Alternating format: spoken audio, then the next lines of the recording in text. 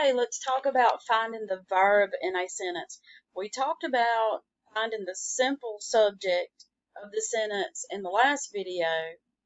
So let's look at finding the verb.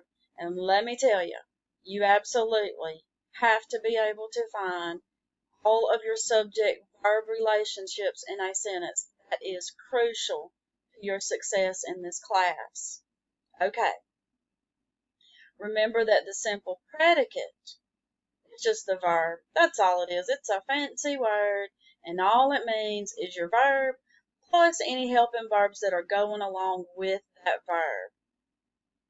I don't care about the complete predicate right now. Remember, your subject is who or what did something. Your verb is what did they do. So, who did it? The mariners. What did they do? Settled. Subject, verb. These other things are descriptive words or they're objects or whatever. We don't care about that. All we care about is finding that subject and verb. Alright, in this sentence, who did something? The settlers. And what did they do? Helper, main verb. May have arrived. Now sometimes you'll have a subject doing two different things. Who did it? The mariners. What kind of mariners? Polynesian, so that's an adjective. But who did it? The mariners. And what did they do? They navigated and they settled. They did two things. Now, you've got to find all the verbs that go with your subject, because a lot of times my students will correct this one, but they'll forget this second one, and that can be a 10-point error. Let's find, I'm going to do these while I'm on this little video here and talk through it. Who did it? Carlin. And what did she do? Had and gone. Never is an adverb. And so remember that adverbs often answer when and where. When did Carlin go on a camping trip? Never. So that's answering when, therefore it is an adverb. Everyone else was diligently working. Okay, here's a tip. If a verb has a TO in front of it, it is not verbing, and most of the time you do not care what that chunk of the sentence is doing. Just ignore it. Alright.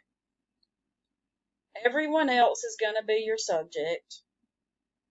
Was working is your verb phrase. There's that be verb plus an ing word, was working. Diligently is another adverb explaining how they were working. So now we know that adverbs can tell when, where, and how something was done. Alright, now we're in another tricky one, but these are good tricky ones. A possessive word will never be the subject of a sentence. This word is describing Mary Lou, or Mary Lupe. I'm not sure how to say that one. Alright, so Carlin's cousin, Mary Lupe, handed Carlin a hatchet and told her to find blah, blah, I don't care about the rest of it. As soon as I get to this, I know that's not a verb, and I see a prepositional phrase here at the end, so I know that's not giving me my subject and verb or anything. I can just ignore all that. Okay, so let me back up. Who did something? Mary Lupe. What did she do? Handed. We don't care who she handed it to, and we don't care what she handed her. All we care about is who did something and what did she do. Now, Mary Lupe did two things. She handed and she told. Subject, verb, verb.